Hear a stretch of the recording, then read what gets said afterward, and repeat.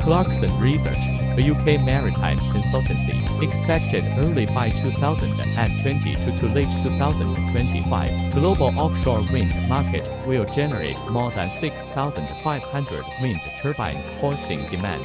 About 2,000 of these wind turbines will be installed in the sea far from 40 kilometers.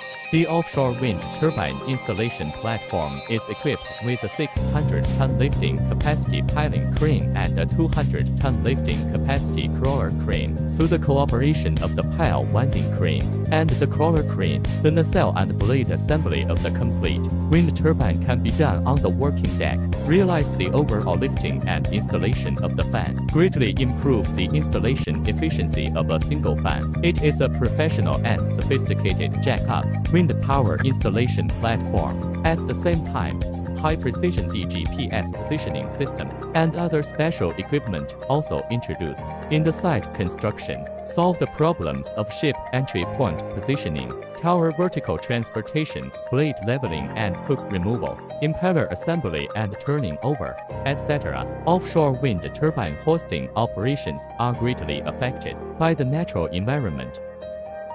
Stability is an important factor in determining success or failure. Before hoisting operations, it is necessary to accurately calculate the amplitude of the surging waves. Taking advantage of the gap between one wave will be flat, the other wave will not rise, seize the best opportunity for stability to carry out hoisting. With the continuous optimization of my country's energy structure, the gradual implementation of the double carbon goals and tasks, offshore wind power will surely become an important field for my country to develop the deep blue economy and build a marine power. We will actively respond to the national demand. In line with the future development trend of offshore wind power towards large scale, large capacity and deep sea. Actively deploy emerging industries and emerging businesses.